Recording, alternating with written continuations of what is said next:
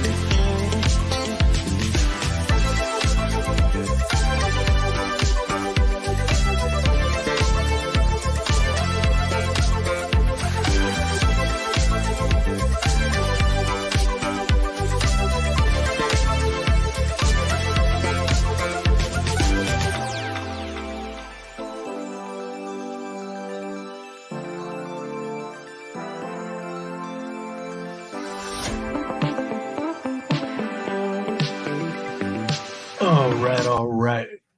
What's up, y'all? Welcome to Weezy's Weekend Windup. This has been a while in the making, but I am joined today by Mr. Steve of AM Wake Up, a exquisite show over on Rockfin. I also have his Twitter link on the description. What's up, Steve? How's it going, man? How's it going? This is your first time on Weezy's Weekend Windup, so it'd be a fun time. We've had regular meetups ever since our mutual friend Ricky introduced us, and it's been a truly a treat to have you, man. Your insights on a wide array of topics is always delightful to the senses. But for those who may not be too familiar with the work, if you can introduce us, especially to the YouTube audience, a rare appearance of the What is Truth on YouTube these days, but here we are. Right. Even rarer appearance of me on YouTube. I don't see YouTube a lot. Yeah, if you're not familiar with me, my name's Steve Boykin, and I host a show called AM Wake Up, another one called Slow News Day. You find both of them on Rockfin and Rumble. AM Wake Up is Monday through Thursday, 7 a.m. to 10 a.m. on the West Coast. We have a ton of really interesting, really intelligent people that come through, a ton of really funny people that come through. And we try to give you your news a year or two early. We try to make sense of a lot of this madness in a much broader context than most people are used to getting. And we try to find the root of the issue rather than the distractions around it. But I think that's about the shortest way to explain it. Yeah, and you guys do a kick-ass job as far as bringing in the facts with humor as well. Always got some good stuff to. If you ever listened to old school radio back in the day and you were a fan of the Opie and Anthony radio show and you always wish that you could say what absolutely ever you wanted to in a format like that, it's a lot like that. Yeah. Yeah, 100%, man.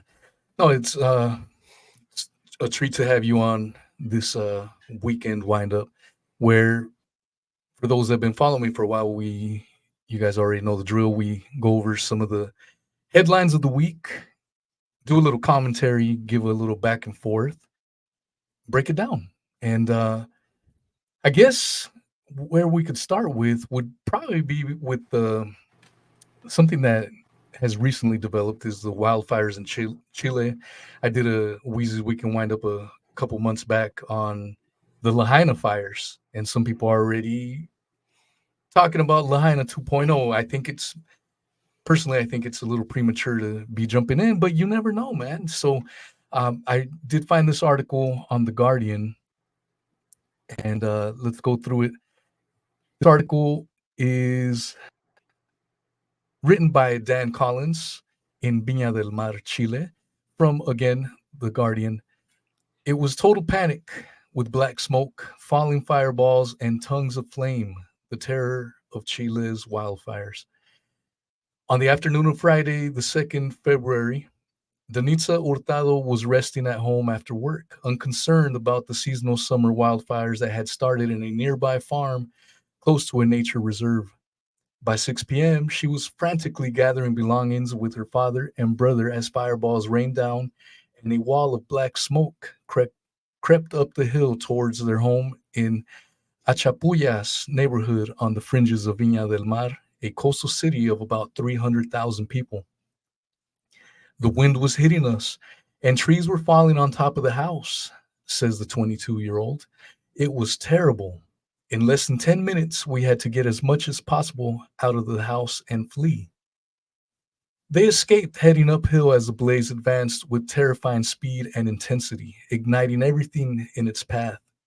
At the crest of the hill, they cowered with their neighbors in the only spot the flames could not reach as the raging inferno surrounded them, showering them with soot. Chile has seasonal wildfires every year, but the velocity and the deadliness of this blaze was unprecedented.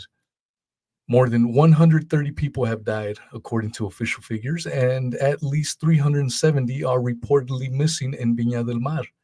The country's forensic medical service is using DNA testing to identify human remains.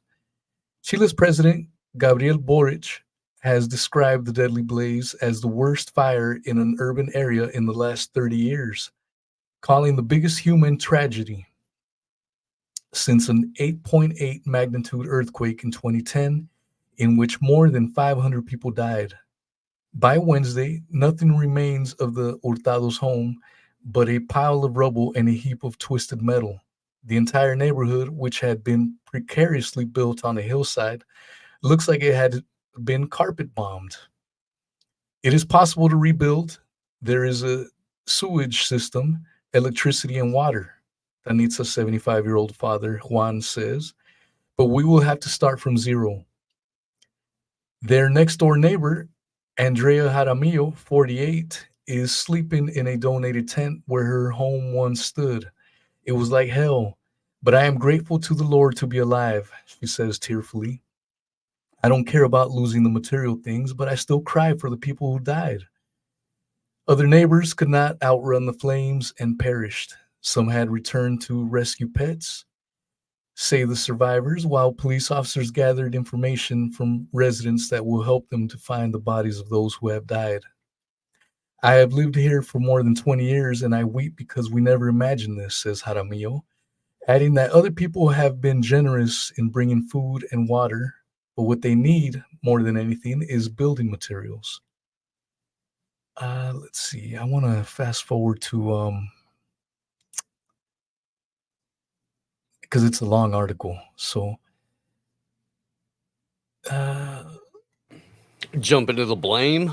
yeah, right here. Even Jump so, to there the blame. are rumors of arson, and officials have suggested that some of the fires could have been lit intentionally, pointing to evidence of flammable liquids being used.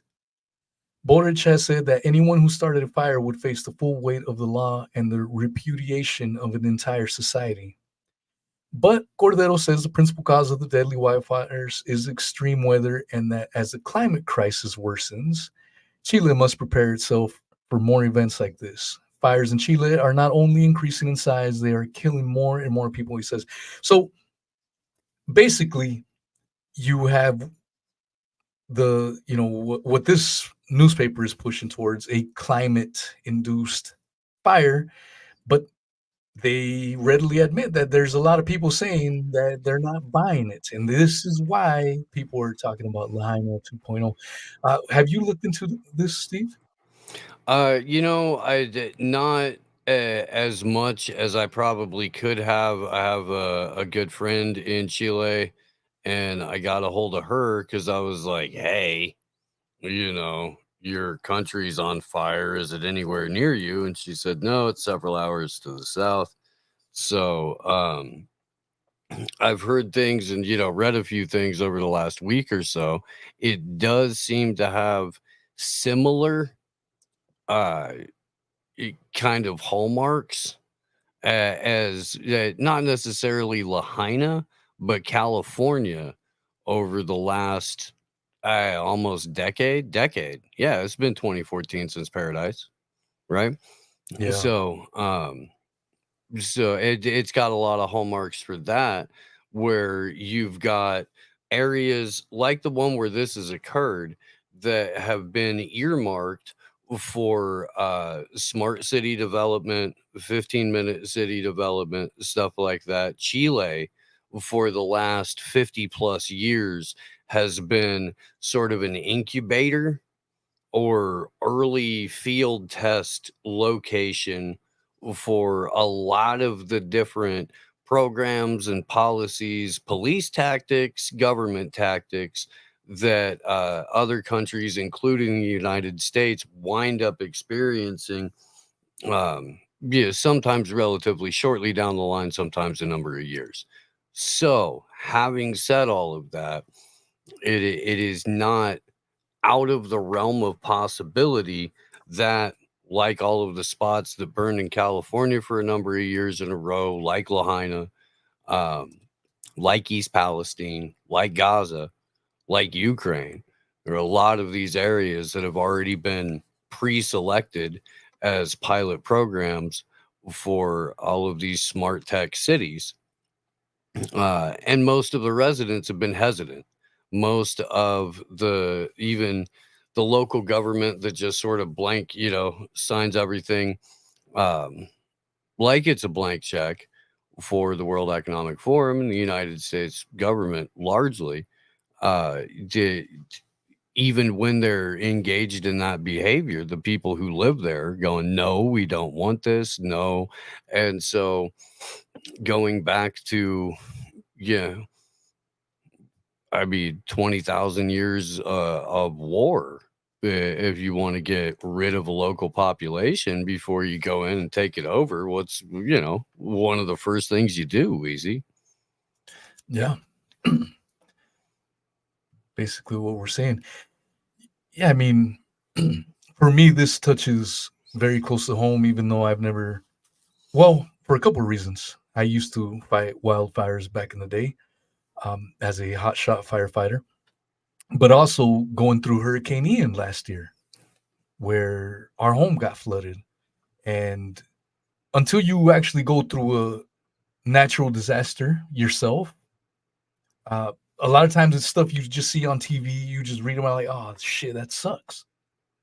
But until you go through the financial repercussions of this, rebuilding your life, buying this shit, working for this, battling sicknesses that may arise from this and that, it hits different. So for me, I definitely wanted to talk about it today because, um, yeah, maybe there is a deeper agenda, but I also, even if there's not, maybe the official story is what it is, and it's an organic quote unquote fire. It still sucks, if you're living through this shit. And so my heart definitely goes out to these people. I want to show a little clip, um, just so you get a little sense, man. As a former firefighter, this shit is creepy as hell, man, and I was it gives you a a pretty good taste. I was a 2019 wildfire evacuee in Santa Cruz County, California. Yeah, It was the CZU Lightning Complex fire that burned out where I live, not the house that we were living in, but it came right up to the road where we were and burned out a whole bunch of people on its way.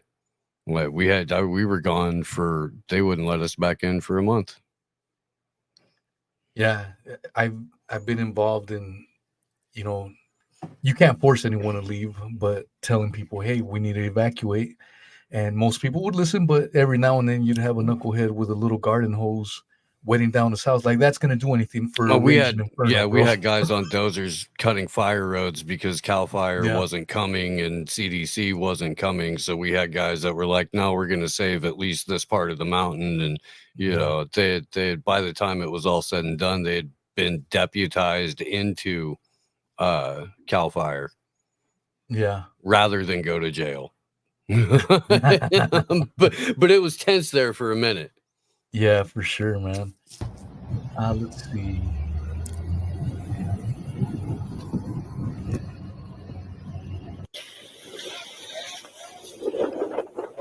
Yep. This is the creepy shit right here. Yep. I've been That through color, shit like this, man. There's nothing like that color. I fought fire like this, and this ain't fun, man. This is creepy as shit. Yeah.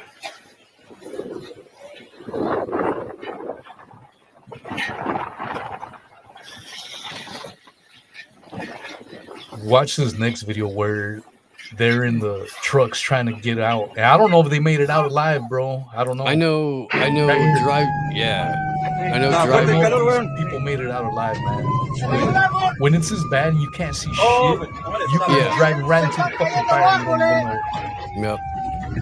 Or maybe this is from a live stream. I don't know.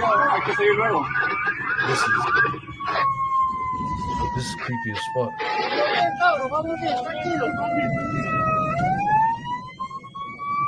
He's still got road though. That's just bad camera flare for a while at least. That's good. Look at that. The fucking road just finished on them. Now they gotta find another fucking road.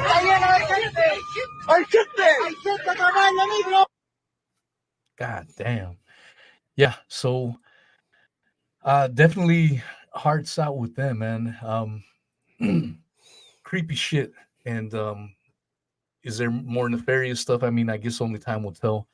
Well, if they're coming out early saying arsonists and not climate change, then they've got a pretty good idea that there were a handful of arsonists. You know, even if a number, like if the government's saying that, regardless of what the media interpretation is, like, oh, it's climate change season in Chile again. Yeah, if they're saying, no, we know that usually if there's a wildfire, it brings out the firebugs. Happened in Canada all last year before that, happened in a number of places in the US. It doesn't happen as much over in Europe for some reason, or at least lately. But they pretty much got rid of most of the trees. So there's that. Yeah, 100%, man. All right, so I do want to jump over to the conversation where I guess David Icke and Alex Jones had a conversation. Alex Jones had been crying that he's been trying to get David. David's like, dude, I'm writing a fucking book. I can't do this right now. And so there was some kind of back and forth going on. And to be honest, I've kind of warmed up to David Icke lately. You know, I used to think he was a little loonier with his whole reptilian shit talk. And that's just my honest opinion. Mm-hmm. But the more I've heard him talk, I'm like, this dude seems to come from a more honest place, given as big a name as he is. You know what I'm saying? Like Alex Jones, the motherfucker's compromised. He's admitted he's compromised. And it was clearly on display that he was. So for those that don't know, they were both having a live stream. I caught this while I was working. I was listening to this. I'm working on the job. I'm listening to it live. And then they get a caller to call in. And I want to play that specific part. Let's share this. Let's see here. But you don't want to set up any of the first hour and 20 minutes of it before you go to the call? That's bold, sir. That's bold. Yeah. All right. It's like a Tarantino movie.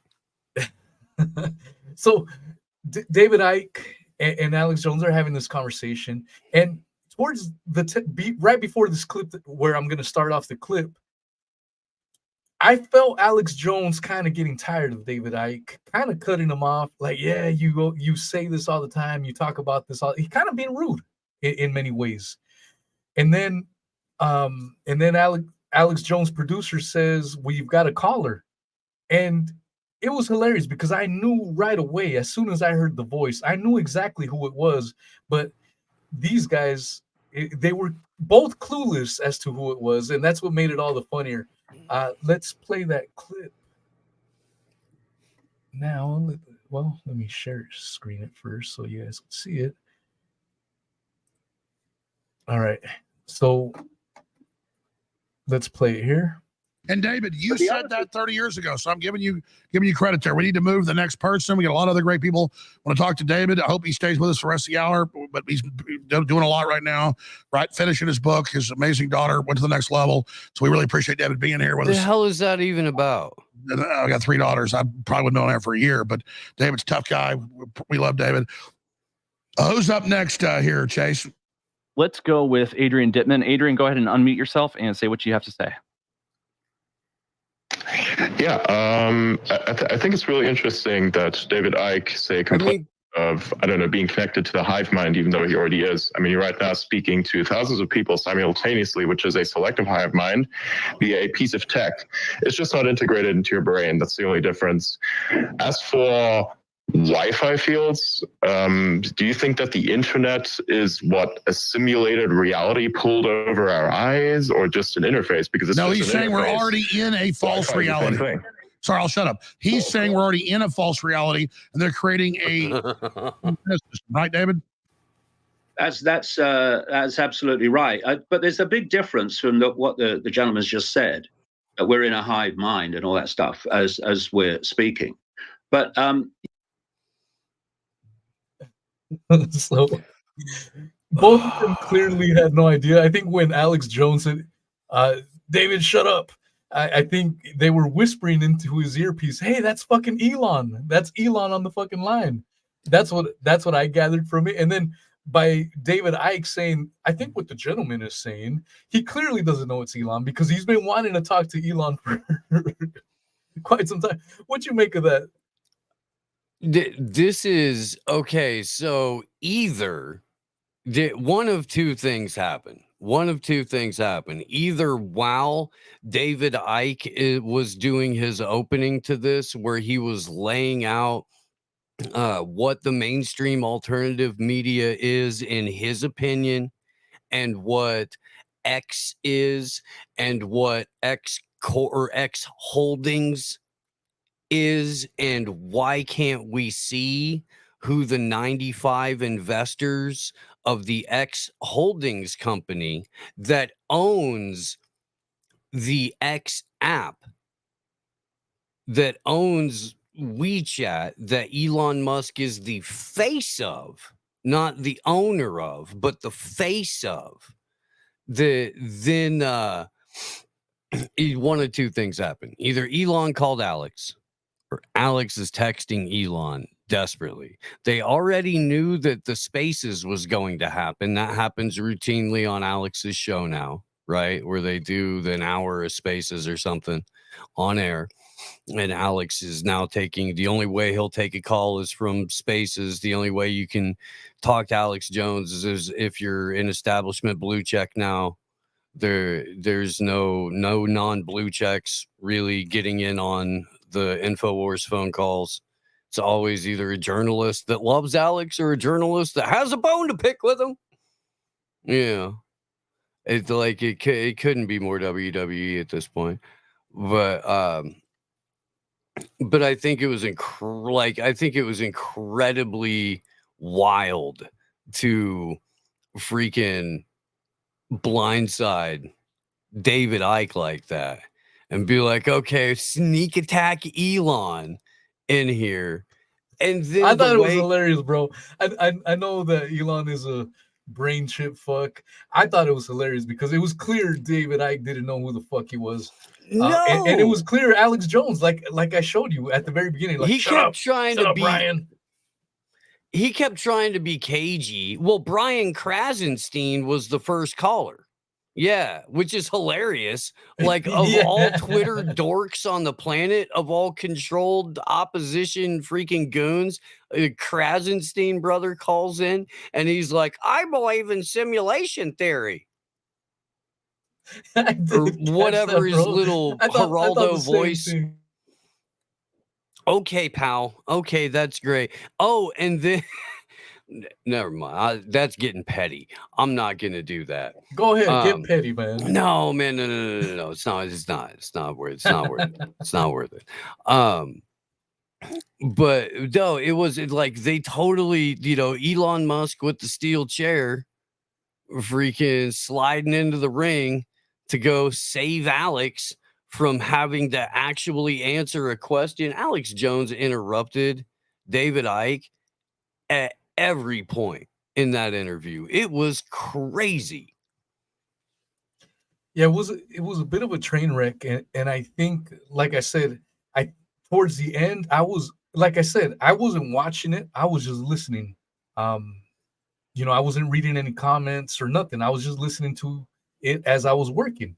And the sense that I was able to pick up from it was that Alex was getting bored with David Icke towards the end. He's like, oh, you already repeated that. I already read all your books. Blah, blah, blah, I didn't get that. I didn't get that at all. I got Alex needed to shut him down. Alex couldn't let him talk about any of the conspiracy shit. Yeah, he didn't want to get in trouble. He didn't want to violate Twitter guidelines. Is that what you're saying? I think that there's a bunch of places that David Icke is willing to take a conversation that Alex Jones is not willing to take a conversation. And I think that rather than have it start to head any of those places, there was an interruption, a pivot, we got a break, a radio station thing, a this, a that, a next caller, and he just made sure that for the better part of an hour and 20 minutes that he was a momentum killer, that that the conversation got obfuscated, that he made it about himself, and the whole time promising, we're gonna get you on whole 3 hours, do a whole thing about the book. Really want to do that, but we got to get to these questions. First, let me talk about X. I know you just spent 40 minutes telling people the truth about Elon Musk, but let me go ahead and gas up this platform, say how thankful we are to be on it, how we'd be nowhere and nobody if it wasn't for our Lord and Savior, Captain Brainchip. And then we'll move to the part to where we exclusively take the calls from the defense contractor with the spy satellites in the air that are building your digital prison grid that Alex Jones was telling you about when it was Prison Planet. That guy, we're going to turn it over to him on his platform. Yeah, I agree with that. It's been interesting to see how people have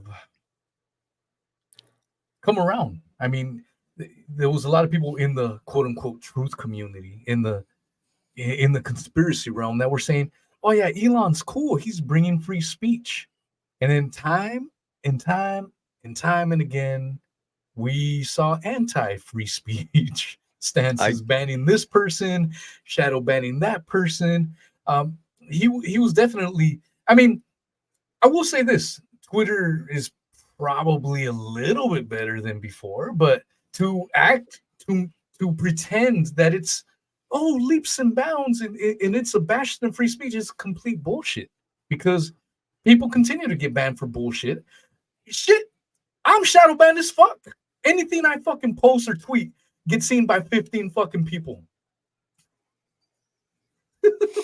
So I'm full testament that it's bullshit. I have never had a worse social media experience than I have on Elon Musk's Twitter. Never. I've never been more reach limited. I have never been more search banned. I have never been more shadow banned. It has been. They have let me since Elon, since April of 2021. I have been allowed to gain. Sorry, April of 2022. I've been allowed to gain 208 followers in like almost 2 years. 208. The account has 26,000 on it. It's not that there weren't people that just all of the sudden for a 2-year period decided that one day they took the brakes off for like an hour. I got 850 people to follow the account, watched it go up a couple of ticks, and then about 4 hours later it had gone back down to about 80.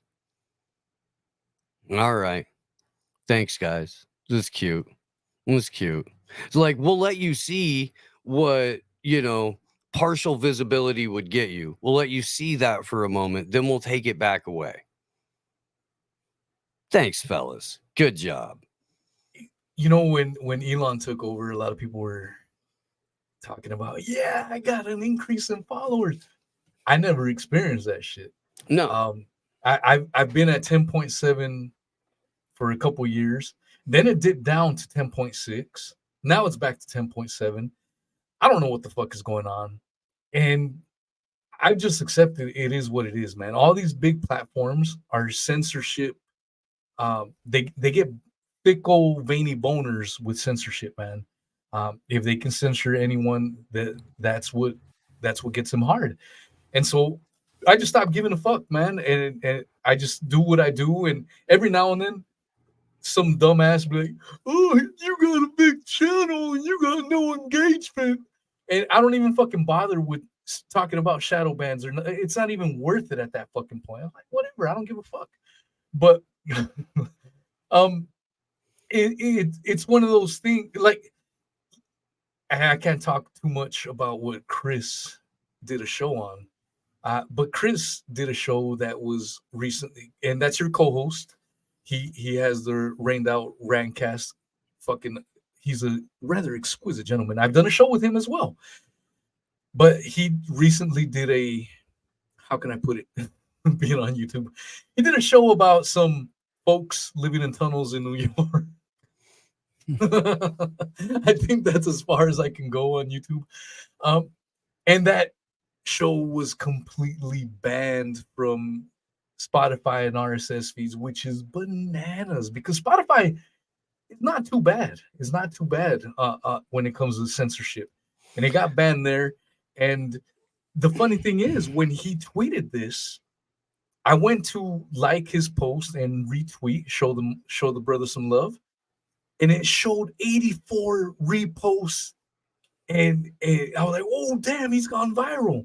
And then I went to click the retweet, and it was only like 5 retweets. Mm-hmm. What the fuck?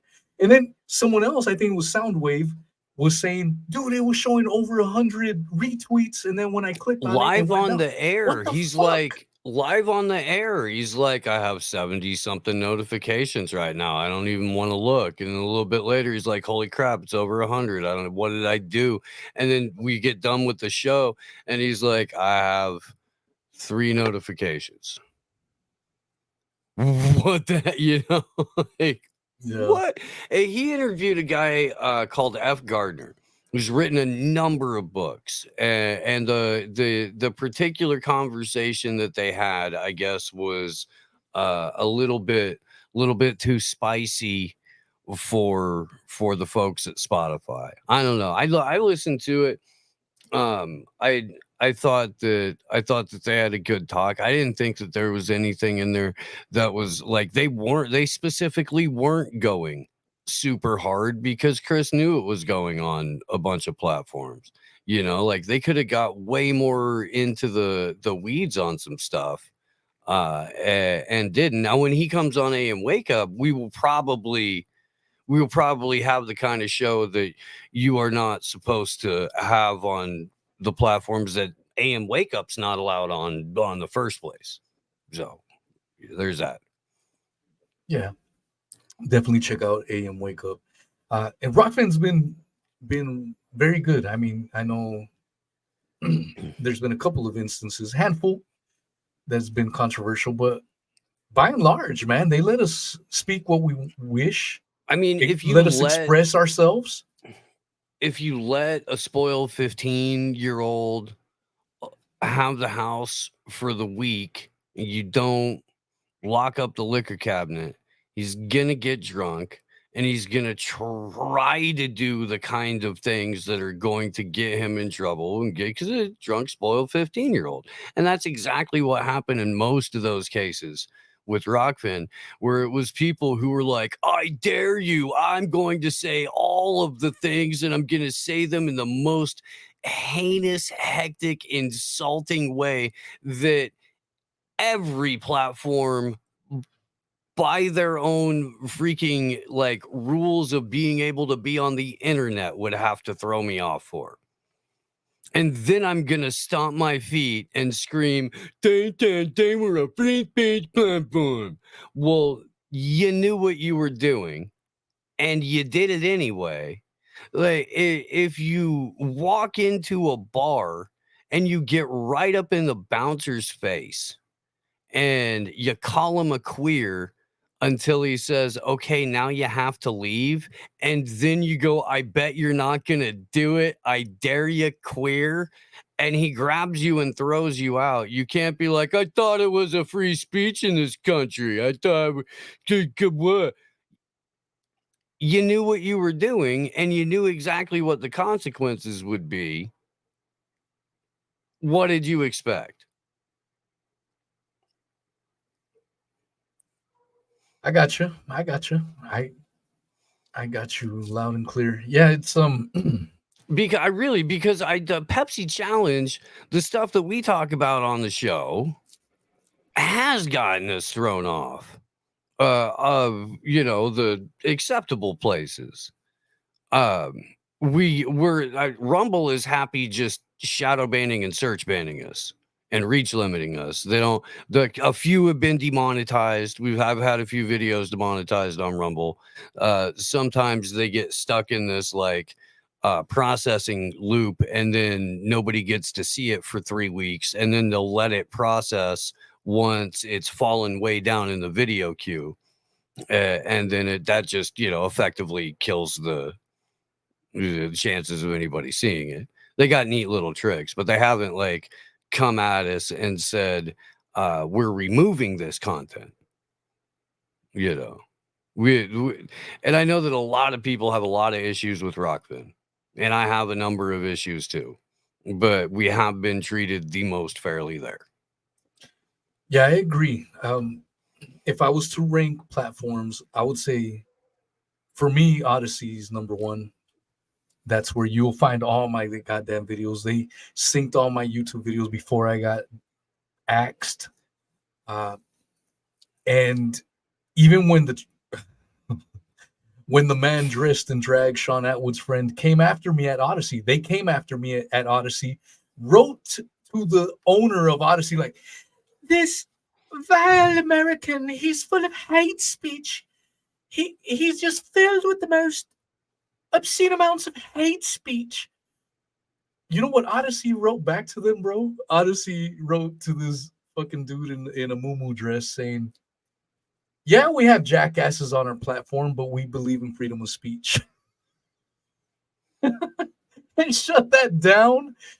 And because of that, I always said, dude, Odyssey for me is number one, because they stood right when I got banned off their YouTube. These clowns, Atwood and his muumuu wearing old man, came after me. They were trying to completely plaster me down, and they came to my rescue. And then I applied for Rockfin, and I'm not, fuck it, we're on Rockfin, but I don't care. I got denied a few times. It wasn't until Chris Matthew vouched for me that I was given a chance, because, and I think, to be fair, the reason I got rejected at first was because I didn't have any history. How do I have history when I just got banned off of YouTube? I got nothing to show for it anymore. I had 500,000 views on YouTube. I was on pace of 10 10,000 subs on my first year on YouTube. And then I get deleted. I don't have any evidence to back those claims up anymore, because when you get banned, everything gets erased. I had 600 people in live streams and I had nothing to vouch for. So it sucks that I was rejected at first and I needed a seasoned rockfinner to vouch for me. It kind of sucks, but to play devil's advocate, I can see why. Okay, this guy says he does this, but we don't have no evidence of this. You know what I'm saying? So at the end of the day, even though my man Chris Matthew, much love to him, of Forbidden News Knowledge, vouch for me, they still didn't have to accept me, and they accepted me. So, you know, and I haven't had any issues with them. They've been awesome, man. They were even promoting my channel when I first came on board, and I've gotten able to network with people like yourself, Steve, with tons of fabulous people that I had no prior knowledge of, you know, and it's been a great experience, man. The Rockfin community is a entirely different community on its own. You know what I'm saying? It's people that you just won't meet on YouTube. You won't meet on anywhere. And then That's true. I forgot to plug in your Telegram, but Steve's Telegram, plug it in, man. Your Telegram chat is probably one of the most active ones you will find if you are on Telegram. I mean, there's always something going on there. And at the same time, I'll plug in mine, but join my Telegram. It's little. We're trying to grow it. But that's how you'll know about shows. But plug yours in, Steve. T.me/AM Wake Up. It really is one of the most active Telegram groups. I mean, I got thrown into way too many over the last few years, and it's almost always the top 3 to 5 most recently active groups in it. There's a bunch of really cool people and a bunch of really cool stuff going on in there.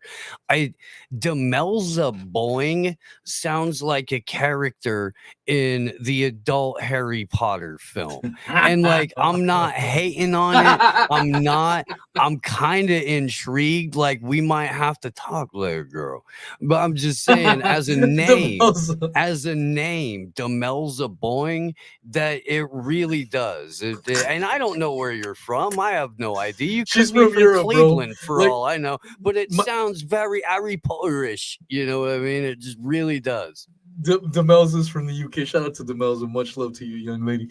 She's so my YouTube audience, most of them are probably from the UK, from across the pond, with a couple exceptions. Miss Hev is from Australia. She had a YouTube channel with over 40,000 subscribers, and she got axed off of YouTube. Yeah. So Miss Hev, much love to you as well. But pretty much my YouTube audience is either from Australia or the UK. Okay. If you look at my podcast analytics, it's now 60% American and 30-something% UK. You UKers, stop listening on the podcast. And if you guys want most of my content, you have to follow me on podcast format or right here on Rockfin or Odyssey, because I rarely post on YouTube. So Demelza, I haven't seen you in a while. So Demelza is one of these people, but she's been following me for a long, long time. So shout out to you should Demelza. Definitely plug your Rockfin channel into like your pinned thing in your YouTube chat or something like that. There really is like a completely different side of the internet. It's different audiences, man, and like that's what I've known. Like even on Rockfin, I've got to know. I've got to see a lot of regulars, like shout out to Any Word and Gregory Walker. I need to jump on Mr. Cooper's live stream. Oh yeah, there's it's a different beast, and I am truly grateful because of that. You know, the whole free speech thing, and I kind of got side railed, and I'm drinking beer and I'm enjoying this conversation with my man. I Steve. need to grab my weed pen. If you don't go get your mind, weed pen. I got a long article to read, man. So go ahead, man. That's right here, buddy. All right. I don't want to get sidetracked off of Weezy's weekend wind up. Steve is in the motherfucking house. Did you get your weed pen? I did, sir. Oh, okay. I Yeah, it was just, it was right. It was just out of reach. So the other big news of the week was the Tucker Carlson Vladimir Putin interview. I Can I want to push read back this on that article real quick and suggest Yeah. that the other big news of the week was the fluoride lawsuit that Derek Burrows is Yes, the only dude. person on the planet covering, and that a lot of this noise that's been generated over the Tucker Putin interview may have something to do with making sure that less and less people know that right now in San Francisco there's a court case that can determine whether or not the fluoridation of water in the United States comes to an end permanently, and it would be fantastic if more people were discussing that. But I would also like to talk about the other thing too. Yeah. It's just that's a really big 100%. story that people aren't talking about. Yeah, no, you are absolutely correct, bro. I forgot about it. I didn't do it on purpose. I completely spaced it out. And like you said, it could be by design. So I didn't mean to do that. If you don't mind, while I read this article, and if you can pull up that article, or I think Derek Bros has put several things on his. I'm pulling up Derek's website. Yeah, or I think the lovely Missy T also put a video of fluoride in the water. I think it was like 10 minutes long, and the importance and why we need to be against fluoride in the water. Because I think there's a lot of people that don't realize. They think fluoride in the water. My dentist recommends it. They don't realize how fucked up fluoride is, and it's medical waste quality Not medical fluoride waste, that's it's getting into our industrial. goddamn It's waters. industrial waste. It's industrial It's waste industrial fluoride. waste. It's This runoff is the shit from that gets you sick. It fucks you up. It fucks your kids up. And Derek Bros, whom I've done a podcast with, he's right now in San Francisco covering the court trials to try to do something about this bullshit. So good thing you brought it up, Steve, because I didn't do it on purpose. I legitimately forgot about it, man. I didn't try to do it, but you could be right. You could be right, because there's something to be said this week about fluoride in the court systems, and we're hearing about Tucker Carlson. We're seeing Elon Musk troll David Icke, and maybe that's by design for this. You're absolutely right, man. So it's certainly part of it. Certainly part of it. I'm glad you pointed it out, because I completely spaced it out, but not on purpose, man. For sure. No, it shout out to Amber King from Roar Media, who popped into the live stream a bit yesterday and said that, like, every time there's a huge huge lawsuit like this, huge court case like this, they always try to schedule it for right around the Super Bowl. Takes all of the attention off of what's going on with the case. Yeah, 100%. I can definitely see that. So yeah, as I read this article, I'm sure Steve will pull up some of Derek Bros' best tweets of the week on the fluoride trial. Let me read this article to you from The Off Guardian by Kit Knightley. What no one is saying about the Tucker Carlson's Putin interview. Everyone is talking about Tucker Carlson's interview with Russian President Vladimir Putin. 2-hour long conversation was live streamed on Twitter. Every major news outlet has had some form of coverage. You can watch the whole thing here. And if you go to that Off Guardian, they do link that video. Shout out to all the listeners on podcast format. Much love. You are not here, but never forgotten. All right.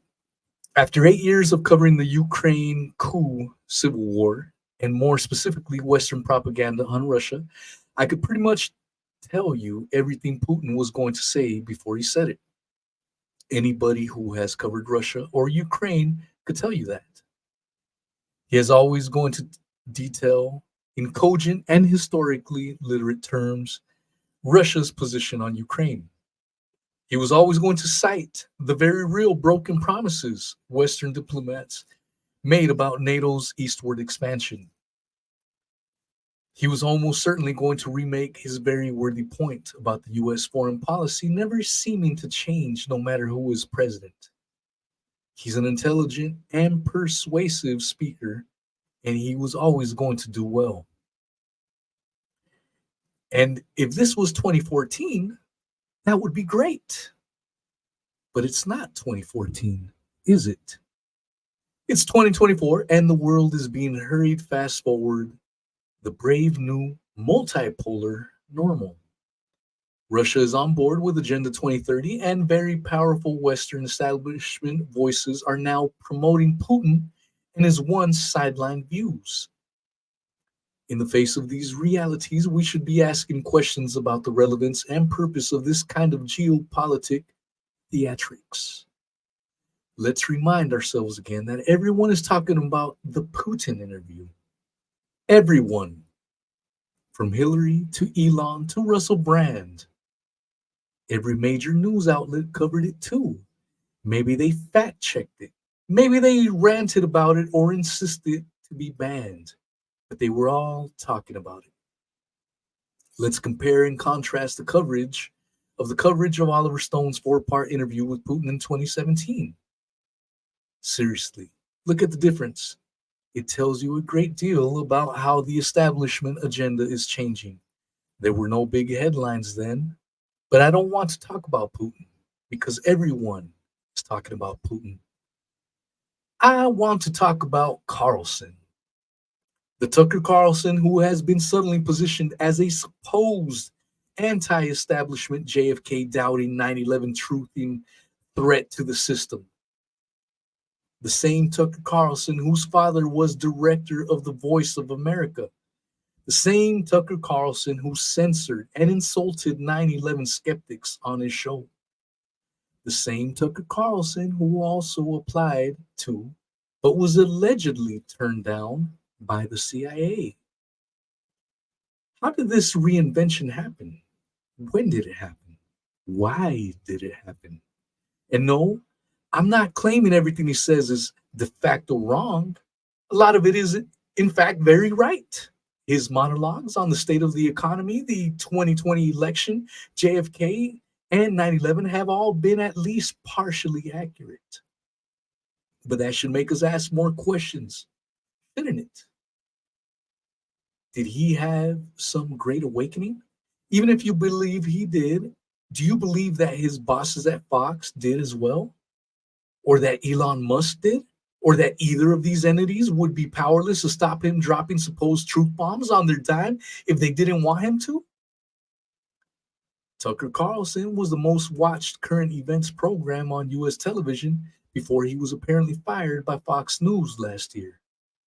Since then, and with all the hero kudos of being exiled by the establishment, he has been live streaming his shows on X, Twitter, instead, and every single one of them gets more views than CNN or MSNBC or his old show on Fox combined. Interesting, no? Fact is, legacy media is dying, which is a good thing. But do you think the establishment doesn't know this? Do you think it hadn't occurred to them to get out in front of it by seizing control of the new media platforms and planting leaders in supposedly independent media movements? As we keep having to remind our readers lately that the people and institutions that run the world are not wed to any single platform, method, nation, or flag, or media. They bought up all the newspapers because they were useful. They syndicated all the television networks because that's what people were watching. So now, as legacy media dies, what do you think they're going to do? Like a hermit crab swapping out shells, they will simply slide themselves from their old home to a nice, shiny, new indie one.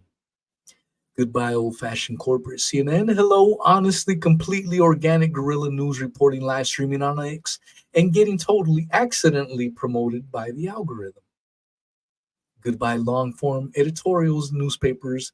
Hello, 10-second TikToks from fake influencers in a government-run opinion factory.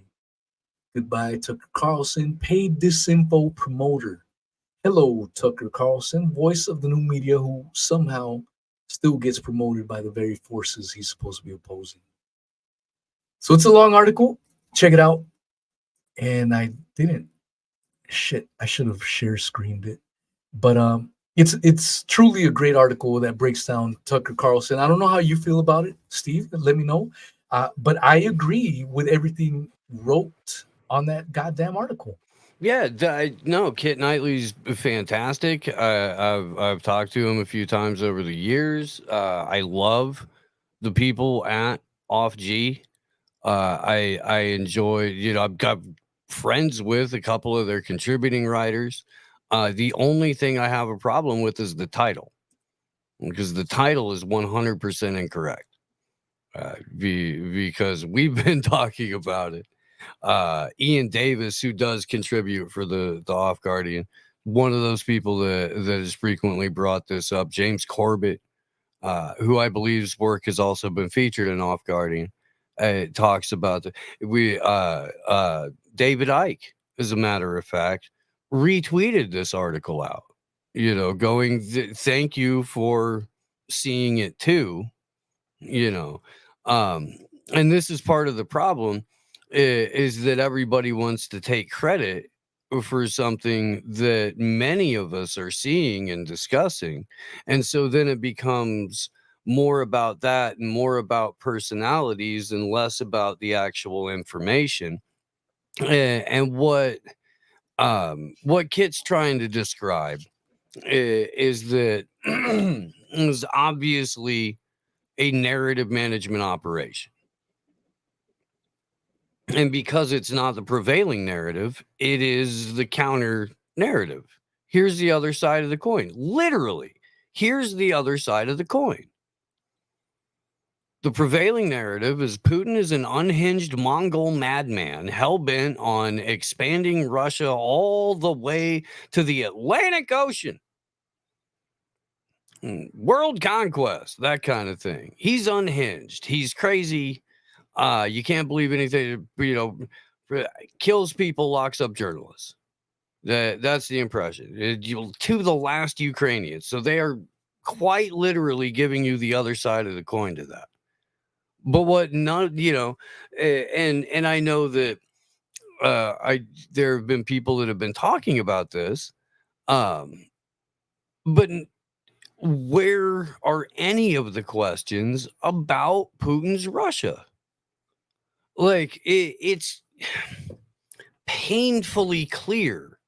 And look, that's not to say that people shouldn't have a more nuanced approach to this situation, whether you want to call it like the Ukraine war or Putin's invasion or the Russian special military operation, whichever one makes you feel best. You call it that. It's good to have a nuanced conversation about that. It's good to have this history lesson. I'm personally offended for everyone who had to watch this, who knew the history of it, because Tucker Carlson didn't. Do you see the look on his face that he's making right there? The mystified cat. That's Tucker Carlson look number 3.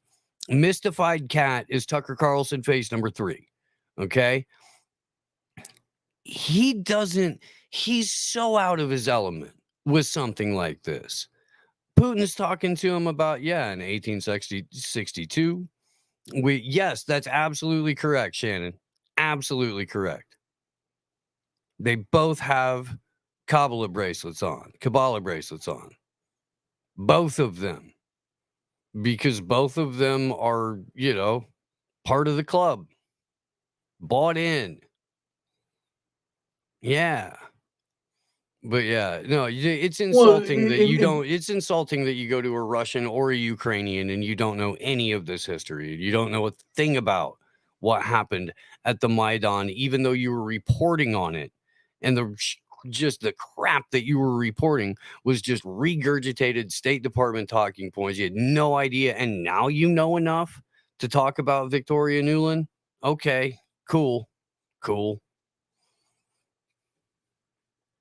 Yeah, and a lot of people were prior to this interview were vouching for Tucker. Oh man, a lot of people were shitting on him. 100%. A lot of people were shitting, but a lot of people were like, "No, how can you be shitting on him? He's a true warrior." And to some of the credit, I mean, people forget the same people that were shitting on him. It just goes to show that everyone is a fucking hypocrite. The same people that were shitting on him proudly applauded Barbara Walters when she interviewed Fidel Castro. They raised no qualms about that shit. But now they're shitting on Tucker Carlson. But that's not to make Tucker Carlson into some fucking hero either. And this is where everyone is wrong. Because it's only a few weeks ago, literally weeks ago, Tucker Carlson, this same Tucker Carlson, who is now this trailblazer for journalism and all this bullshit, sat down with Kevin Spacey. So what the fuck, man? The people that are shitting on Tucker Carlson ain't bringing this up. They're not bringing up Kevin Spacey. They're just bringing up, oh, he's talking to Vladimir Putin. That's why I have a problem. Get the fuck out. I mean, could he be being set up to be the new media darling more? Could he be? They're talking about, oh, he'll have sanctions in Europe because he gave it in. You're going to go back and sanction Barbara Walters for interviewing Muammar Gaddafi, which, by the way, the interview, I don't know if anybody here watching remembers this, but Barbara Walters actually asked Muammar Gaddafi some tough questions. It was by far a more confrontational and aggressive interview than the one that Tucker Carlson gave. What Tucker did do was hand deliver a message from the U.S. intelligence community to plea for the spook journalist from the Wall Street Journal, Gershkovich, the one that Putin has locked up. That was that was, if not the reason that he was allowed to go. It was a big part of it, because remember, right before this, Tucker comes on the tweeters and he's like, "Hey, I got a phone call, and I had to go meet a guy for lunch when I went to DC, and turns out he was from the NSA. He told me that the NSA was all up on my signal, and they knew where I was." Do you remember that? And that kicked off the week of hype. Yeah. And nobody's talking about, by the way, how, oh crap, it really has been 7 years since WikiLeaks and Vault 7 said that Signal was compromised. It really has been. We all kind of forgot. We all listened to Snowden and kept it on our phone. Whoops. and I saw this Tucker's like, too, "Oh yeah, I totally met with Snowden and I totally had an interview with him, but we're never going to air it." Yeah. Yeah. And this little highlight comment that I have by Shannon Spear from Australia. Yeah, they're 100%. Besties. Tucker was also friends and grew up with Hunter Biden. Besties. Fuck. Bosom if you needed any more bullshit, throw away the Kevin Spacey interview, which is damning in itself. But this dude was running around with Hunter fucking Biden in their 30s and 40s. Not in grade school. We need to make this perfectly clear, Weezy. We really do. When he says this, he doesn't mean Tucker and Hunter were hanging out on the playground. That's not to say that they weren't hanging out at playgrounds. It's just they were grown adults when they were partying well into their 40s. And this brings me back to this point that maybe some people have already thought about this, and it's not completely original, but think about it. Hunter and Tucker were BFFs in their golden age of chasing down poontang pies. current Tucker had a day, bow tie. 2024 This is Hunter bow tie Biden Tucker. is a party fucking animal. Do you think he just all of a sudden became a fucking party animal? He's probably been this shit his entire fucking life. And Tucker was running around with this motherfucker. I mean, you might as well say he was hanging around with Epstein. You know what I'm saying? It's the same fucking nonsense. And people want to hold these guys as the purveyors of truth. They're fighting against the establishment. It's just like this article that I just read to you from the Off Guardian. Same shit. When they need a hero, a one will be manufactured for you. So even though Tucker will appear to be on our side and be batting for us, you can't fucking ignore this other side, man. And a lot of people are doing it, unfortunately. This is, and it's kind of shitty. Well, it's also less than 2 weeks before Julian Assange's extradition hearing. There was a lot of noise being generated about that until this, and now Tucker Carlson is a journalistic hero, and everybody's talking about that, and there's zero attention on an actual press freedom case that's going to impact what we do, what he does, what everybody gets to understand as journalism going forward. So there's that, there's the fluoride thing, there's the fact that Tucker Carlson is the new mainstream alternative media, or if you want to go with what Dr. Shiva says, the not so obvious establishment, or if you want to, there's all kinds of different phrases for it. But we've all identified it. The problem is everybody's arguing over who gets credit for it, and nobody's really doing enough to like educate more people about it. And we have this whole sphere of independent media or alternative media that feels like they're adjacent, so they feel like even discussing it means they have to be like, well, that means I'm controlled off. No, it doesn't. No, it doesn't. No, it doesn't. No, it doesn't. Unless you are. And then you are. But if you're not, then you're not. I don't know, man. It's frustrating. I agree. It is. It's frustrating because the it's interesting to see how many people are still, quote unquote, asleep. I saw that in my own personal life in with one of my Facebook friends. I grew up with her, went to high school with her, and we got into a little online debate on Facebook about the immigration stuff going on, and she was hell bent that we need to do something, terrorism, and I mean, when people get like that, I just walk away because they don't fucking get it. They just don't get it. So it doesn't behoove me to keep talking, it's just like you're just talking to a fucking wall at that point. So I just fucking drop it and walk away, man. It's not even worth it. So I did want to cover this article here.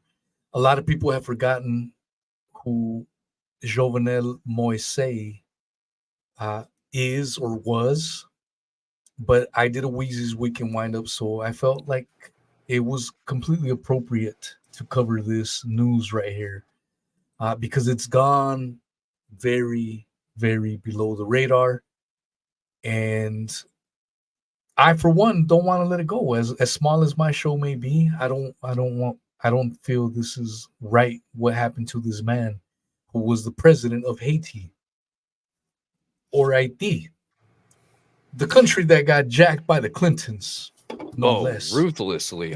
During Katrina.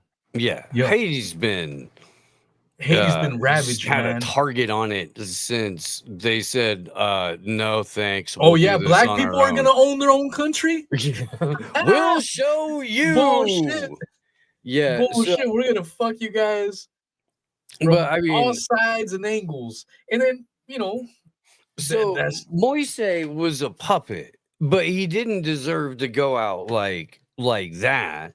He yeah. didn't. And the way that the Trump administration did him was they started using a bunch of NGOs and a bunch of NGO money to bring a bunch of guns, mostly this dude named Barbecue, one of the local gang leaders.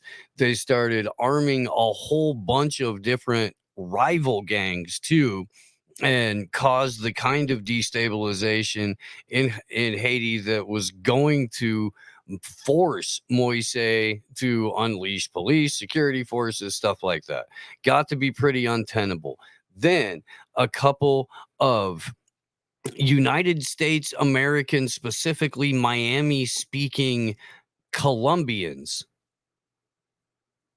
as part of Miami speaking Haitians as part of a Colombian freaking death squad goes from Colombia to Haiti the exact same weekend that CIA director Burns is in Cartagena, and then Moise is murdered, and a brand new, even more COVID compliant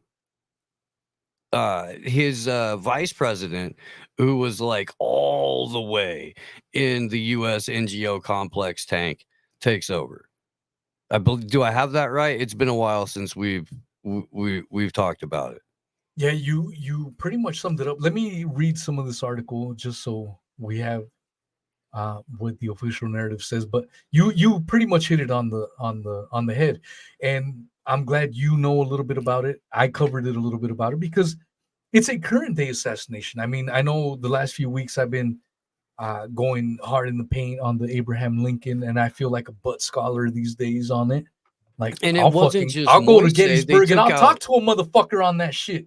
It wasn't just Moise. They took out 4 African leaders within the same like 8-month period. All COVID related. Every last one of them. If you were someone that didn't go with the COVID narrative, your ass was handed to. And so that's why you may be like, well, I don't know who this Jovenel. I know it doesn't look like it. Maybe. Weezy. I mean, he doesn't look like me at all. He looks like he should be in the NBA and such. Why do I care? Well, let me tell you why. Let's read this fucking article. It's from the Miami Herald. Story by Jacqueline Charles and Jay Weaver from one day ago. U.S. and Haiti investigations into Jovenel Moise assassination offer stark differences. This is what caught my, not only because Jovenel was back on the news, but because of the stark differences between 2 official narratives, just like in the Abraham Lincoln assassination. So here we go. U.S. and Haitian authorities agree that a pastor's ambition to rule Haiti 3 years ago led to the shocking assassination of the country's president, Jovenel Moise. But the 2 nations' investigations diverge on whether Haitian-American minister Christian Emmanuel Sanon played a leading or supporting role in the slaying. Sanon, arrested in Haiti after Moise's death on July 7th, 2021, is being held in a federal lockup in Miami. He's accused in Haiti of collaborating with Miami area security contractors and recruiting former Colombian soldiers to force Moise from power using an illegal arrest warrant so Sanon could not replace him. Or could replace him, I'm sorry. In the U.S., Sanon, 65, is charged with violating export laws by smuggling bulletproof vests for the Colombian commandos before the killing and plotting a military expedition against a friendly nation, a violation of the U.S. Neutrality Act. He faces the maximum sentence of 10 years. Those offenses contrast sharply with the more serious accusation of conspiring to kill Haiti's president, a charge other defendants in Miami face that carries a possible life sentence. In the Haiti investigation, Sanon is viewed as a catalyst. Oh, what the fuck? Sorry. Where the fuck is that article? God damn it. Oh man, did I close it? I did close it. Son of a bitch. Womp, womp, womp, Yeah, I fucked up. Sorry, guys. womp. Anyways, I just closed the fucking tab. I don't know what the fuck I did, man. I just closed it. But basically, the Haiti version of events is way different than the American version of events. But irregardless of both accounts, in both accounts, there are Colombian special forces in Haiti that were trained by American military personnel. What the fuck? I called bullshit on this assassination when it happened. And although this article doesn't go there, come on now. There's a lot of bullshit. What are your thoughts? We did. Steven, I don't know how the fuck I lost that article. So We did my a bunch of coverage of this on Slow News Day.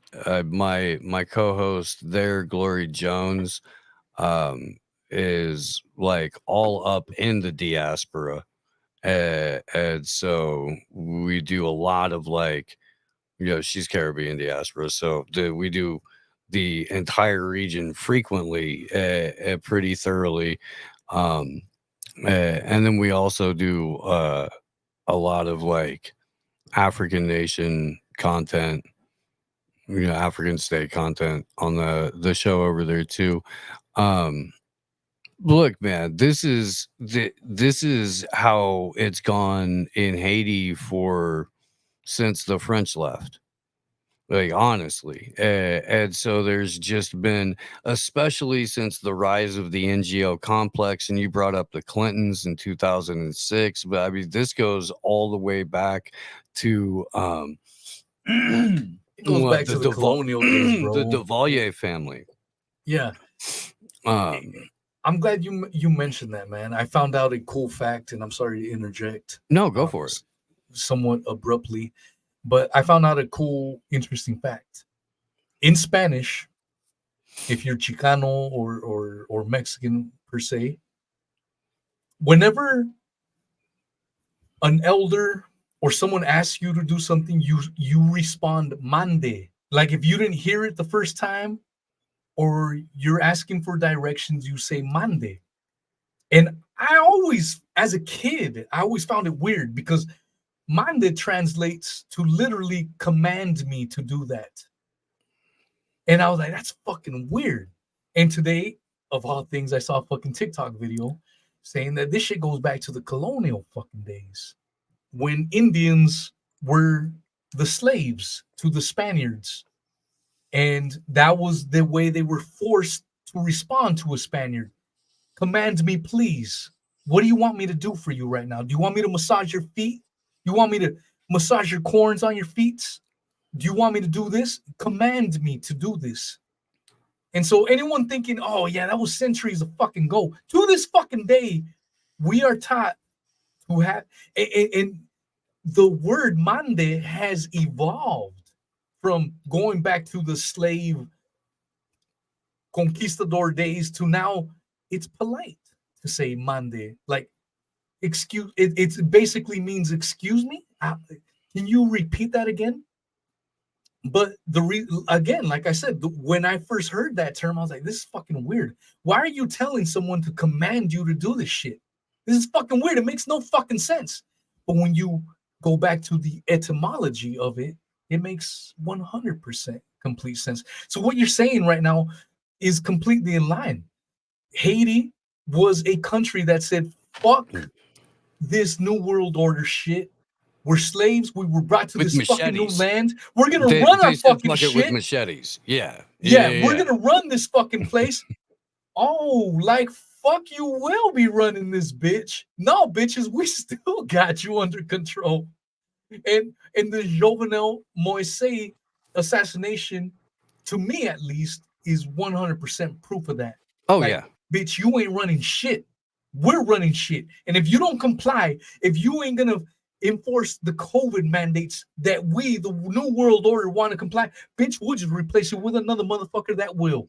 Well, and that's the problem, and this has typically been what's gone on in a lot of these not just the Caribbean diaspora, but anywhere that the empire has placed a tentacle or three, and that's you as the dictator lapse into the false sense that this is your country and you're running it and you're in charge. And sometimes you really screw up and you start to listen to the people who live there and you start to do things that benefit them, at which point the United States decides it's time to bring a little democracy to what is clearly about to be a highly unstable situation in a very unsafe part of the world.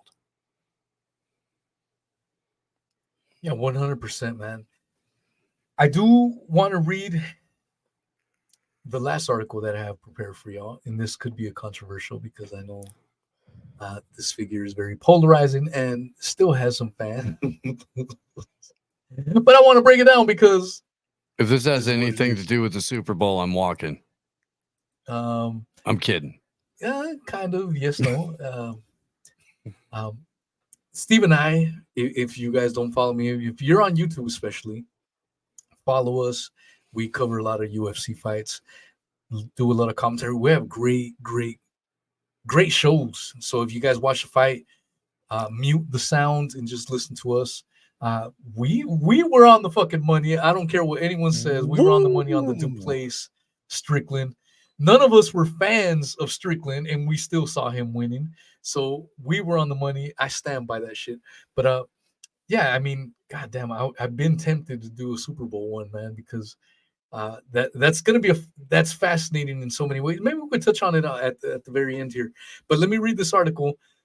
This article is it's from Yahoo. No one gives a shit about. So this is from Fox News via Yahoo, written by Joe Schaufstel. I don't know what the fuck. Short article, but I want your thoughts, Steve, and I'll definitely unleash the hounds. My thoughts. Trump rushed to Bud Light's defense as Anheuser-Busch lobbyists slated to host fundraiser for him. I never called him out. Former President Trump rushed to Bud Light's defense on Tuesday as a lobbyist from its parent company, Anheuser-Busch, is scheduled to host a fundraiser for him. The Bud Light ad was a mistake of epic proportions, and for that, a very big price was paid by Anheuser-Busch. It's not a woke company. Trump wrote on Truth Social. God damn it, I'm drunk. Anheuser-Busch is a great American brand that perhaps deserves a second chance. What do you think? Perhaps instead we should be going after those companies that are looking to destroy America.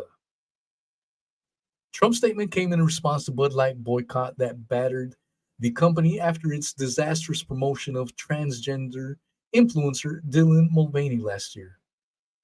It also came shortly before Jeff Miller, a Washington, D.C. based lobbyist representing Anheuser-Busch, is slated to host a fundraiser for him next month. According to Politico, which first reported the event, Miller's fundraiser for Trump includes some tickets for $10,000 a piece. The lobbyist announced the event on social media on Tuesday. Miller's firm, meanwhile, collected $260,000 from Anheuser-Busch in 2023 and increased its fee around the time the Mulvaney backlash ensued, the publication noted. Bud Light is still encountering problems luring customers back to its beer. Its sales were down 29.9% year over year for the week ending January 20th. To win back customers, the brand created a 60-second advertisement that will air during the Super Bowl this Sunday. The campaign, dubbed Easy Night Out, focuses on friends who encounter a Bud Light genie that grants them wishes during a night out, including having Bud Lights magically appear. Trump's campaign and Anheuser-Busch did not immediately respond to a Fox News digital request or comment. What says you, Steve? Well, my friend, I just threw a link in the private chat. It's a little video that my partner over on AM Wake Up, Chris Yannick, the Rained Out Rantcast, put together. And if you would be so kind as to pull that up and share it with the rest of the class, I think that will really set the tone. It's only a minute and a half long. I promise it's not super long, but I think it'll really set the tone for the rebuttal that I do have to it. And I think that it may pass along some very pertinent information that if you don't hear it from me, it might hit a little bit better or a little bit, you know what I mean? Like it's a little bit more effective when it's coming from the people that it's coming from. All right, let's play this. Hi. Impressive carrying skills, right? I got some Bud Lights for us. Better time to be a trans activist. And Dylan Mulvaney is an example of that. Now, tonight, breaking news from outside the arena where UFC President Dana White, he just announced that Bud Light, yes, the Bud Light, will become the official beer partner of the league. Now, you guys, yeah, you were there. And I was like, that's kind of funny. I'm sitting there with Trump, and I'm like, hey, that dude behind us is the CEO of Anheuser-Busch. He's like, I'm going to go give him some shit. I'm like, ew. Fuck Bud Light. Fuck Anheuser-Busch. Trump's like, let's go. And actually, it was a really pointy conversation. That dude, his name's Brendan. He's in the CIA. Is it true before you got into journalism, you were thinking about joining the CIA? No. Yes. I actually I read that somewhere recently. I didn't know that. What was you guys have new sponsorship with Bud Light, right? Yep. I meet with these guys and you know, I just did an interview the other day with the media at the Scrum at Slap, and it's just I'm at a point now where in my life and my career I want to be with people that I'm aligned with, people that, you know. Yeah. Behind us is the CEO of Anheuser-Busch. He's like, that dude, his name's Brendan. He's in the CIA. Is it true before you got into journalism, you were thinking about joining the CIA? No. Yes. Get the fuck out of here. I mean, so Chris, as per usual, right on the fucking money, man. And people will forget this shit conveniently. It's disappointing because a lot of these people say, I have morals. I stick by these morals and values. And they were so against Bud Light because it violated their value systems. And now, because Trump says it's cool, because Joe Rogan, for the last few weeks, when we're doing the UFC fight companions, you and I, along with Corey, we were bringing this up. Look at this shit. Joe Rogan is doing these fight companions with a shit ton of Bud Lights in a clear propagandic moment to let's bring back Bud Light back into the mix of things. And it's crazy how people forget about this shit. And like, oh, you know, people make mistakes. Let's let bygones be bygones. But at what point do you sacrifice your fucking values, the shit that you stand for? I'm sorry, man. I just went on a rant. What say you, Steve? No, thank you. Because earlier on Billy Ray Valentine's show, it was me and my hood pitch came out. So it's nice that it's you. It's nice that it's you. We've got the Hev in the chat just said it. Have it just put the next comment up on the screen right now. Because she's calling it a controlled awakening, and that's exactly what it is. It's a controlled awakening. This is the other side of the coin that we were talking about like a half an hour ago. So it when Chris and I talk about the Mockingbird media, and I think we're all familiar with that concept. When we talk about the Mockingbird media, this is the mocking part. It's will push this ridiculous woke agenda right in your face, and just when everybody starts to push back on it, we'll switch it up. The entire country will be like, I'm going Modelo, not knowing that the same parent company owns Bud Light too. So the whole thing was a marketing ploy, and now the marketing ploy is Bud Light's for straight guys. We're for guys who like to go home and bang our girlfriends. We don't like it when other people bang our girlfriends. We're not cucks. We're men who drink Bud Light. And the proof is there's a UFC, partnership. It's Shane Gillis, the bad boy of comedy. Shane Gillis is a official Bud Light partner. He, as soon as he got that partnership, Weezy, what happened? What happened? He started swallowing loads. He started getting a lot of. Guess he started who's getting a lot of hosting headlines. Saturday Night Live. That's what I mean. He got fired he started from before he ever really got hired. He was allowed back into the club. Like, you done your penance. Oh, Joe Rogan brought him. Penance? Yeah. Joe Rogan brought him in. He was like, no. We're doing a different thing with controlling the narrative now. Hey, hang on. We're gonna let this guy go through some shit. We're going to raise him up as the bad boy and the anti for comedy now. And look, don't get me wrong, Shane Gillis is hilarious. Absolutely hilarious. This is what I'm seeing happen. And look, man, I would pay money to go to a show right now.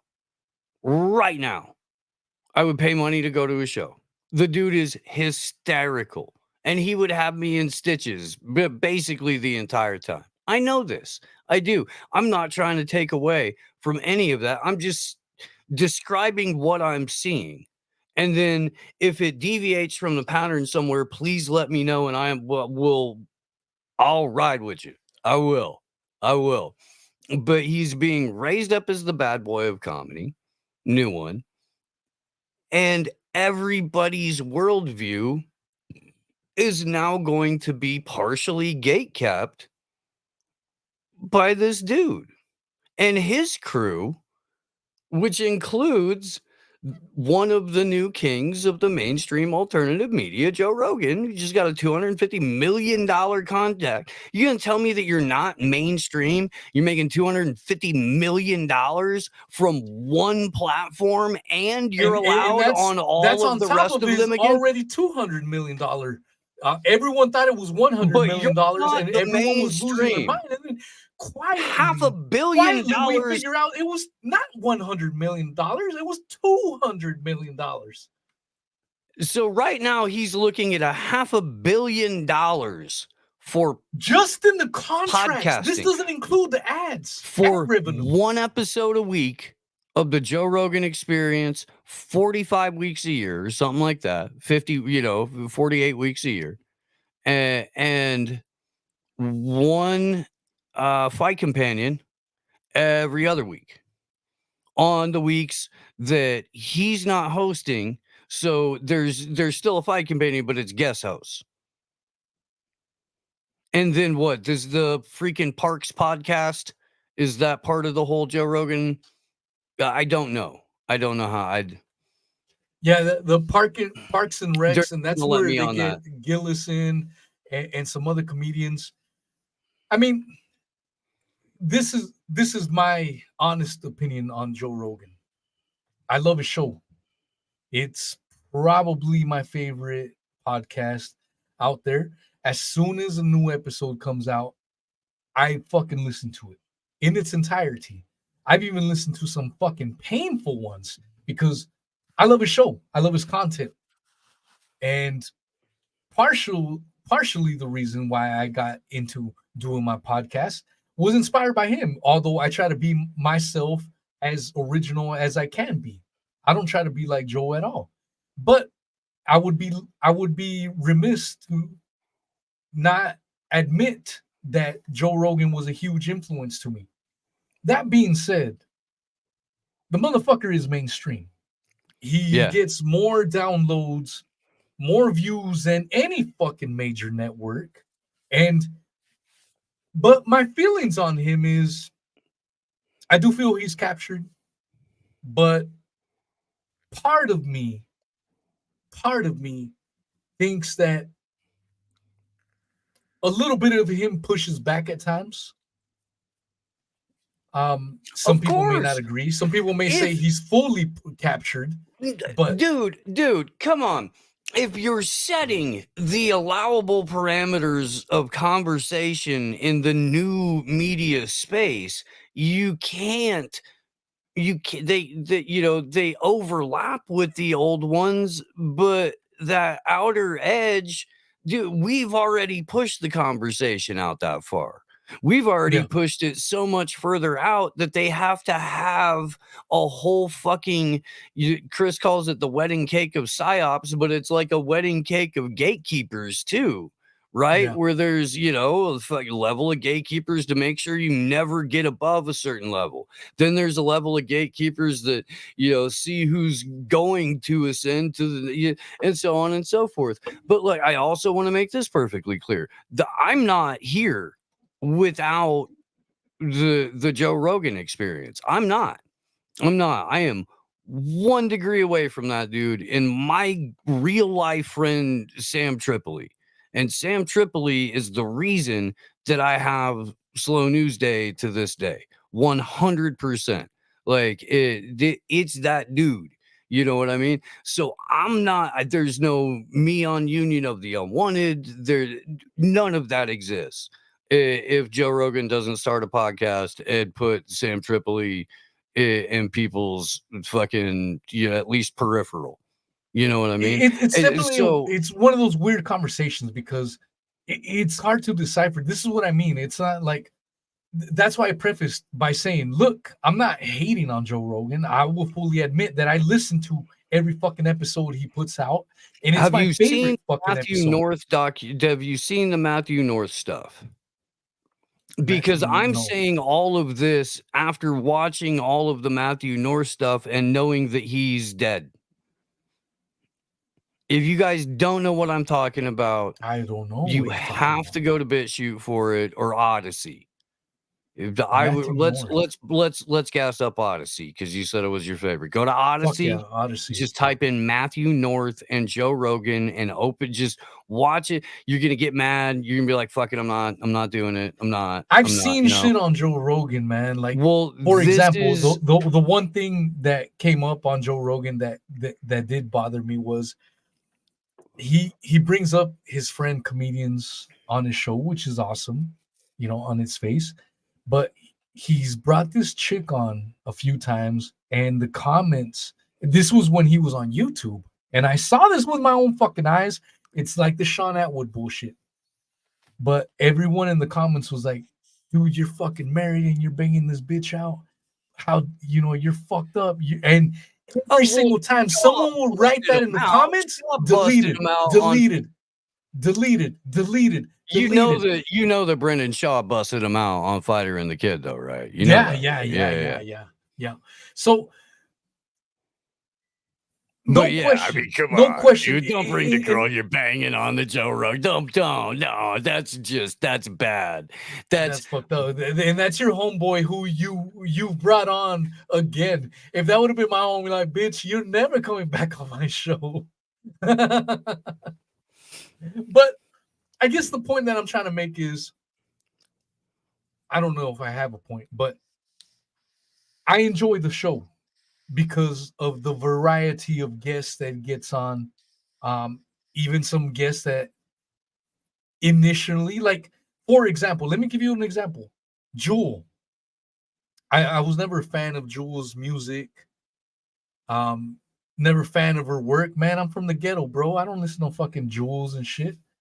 And he had her on the fucking podcast, and I was like, God damn. I now like Jewel music. And I was listening to what's that fucking jam that goes like shit happens for so long, but even after you're gone, and she's but I know, you know what I'm saying? She's jamming with a guitar with no shoes. Some bullshit, some hippie ass shit like that. But I was never a Jewel fan. And then when I listened to that podcast, I was like, man, I like this shit. This shit hits the soul in a different way. And maybe it's my older age now that did that to me. So I guess what I'm trying to get at is I don't want to sound like a homer for Joe. I realize that there's a huge, and this is just between you and I, Steve, but this kind of relates to the conversation we were having pre-show. You know what I'm saying? Like, I'm kind of in the middle of those two arguments, if you know what I'm saying, where I don't want to be full on against Joe Rogan, but I don't want to be a full on fucking homer for Joe Rogan. So I'm kind of in the middle. You see what I'm trying to say? So look, dude, there's nothing wrong with correctly identifying a thing and manipulating through time and space with your integrity. There's nowhere does it say you can't simultaneously do those things.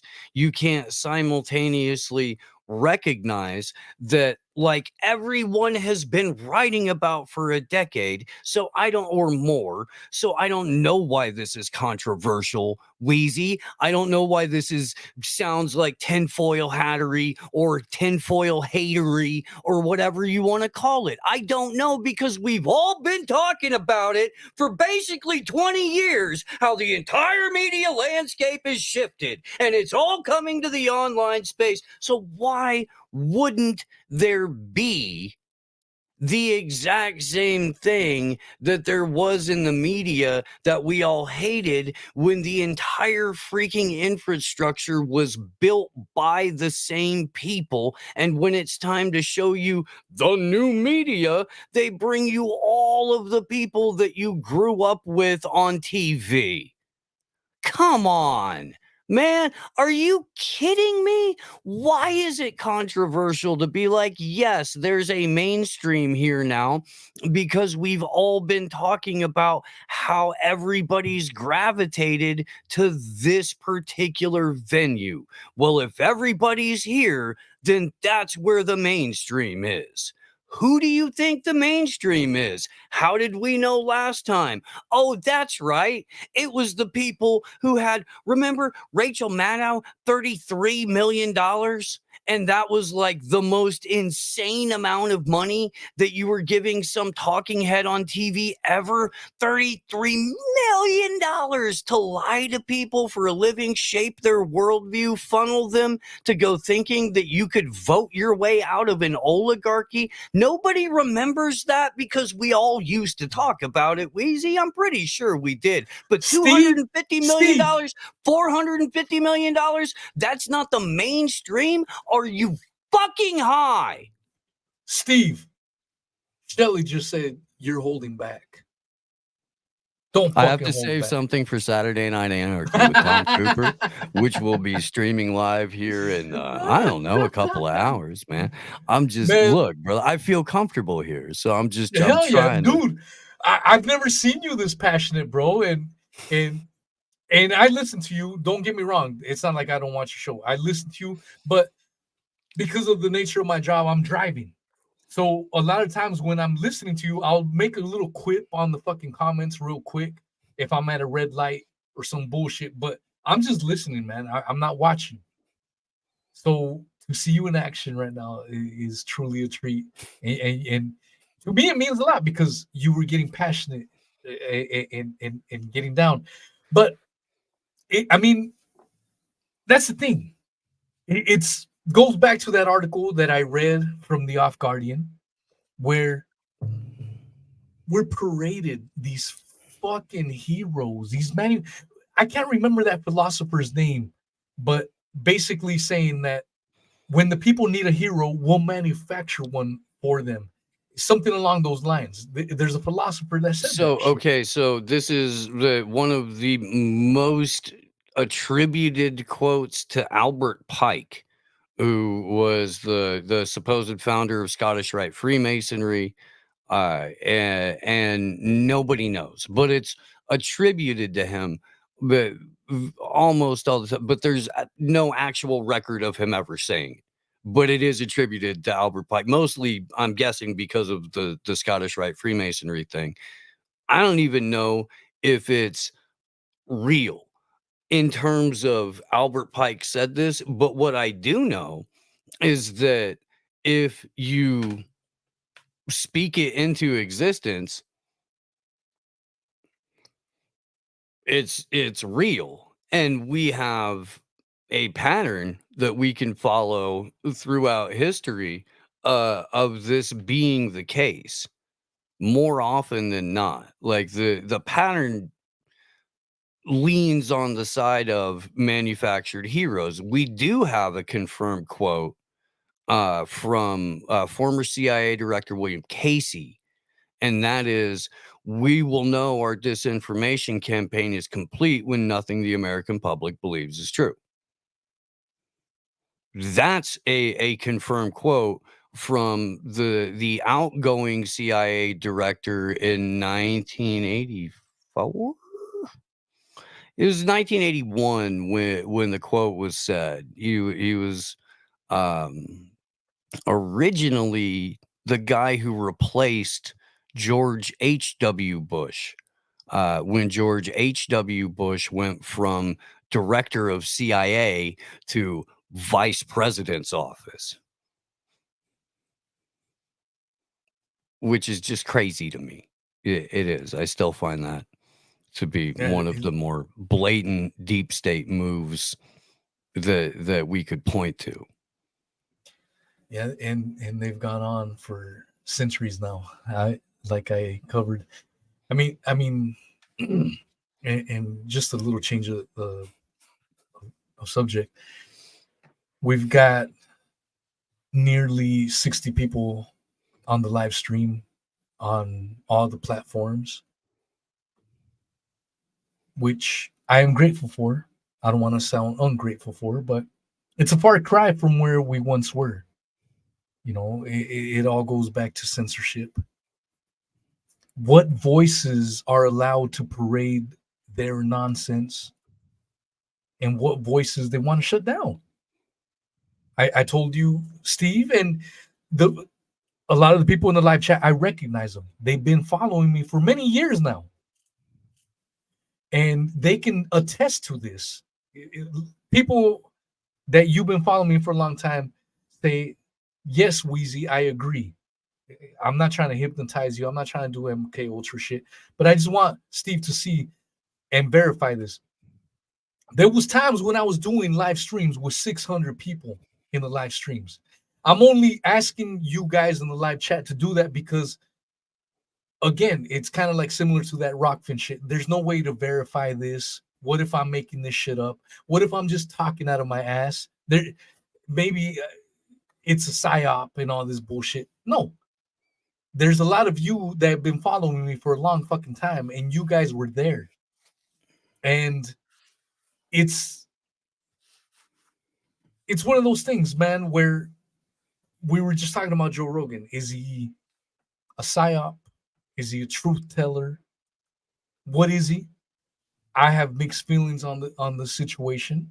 I have seen another side of Joe Rogan that a lot of people haven't seen, but I also enjoy his program very much. So I don't know where to fucking fall on that.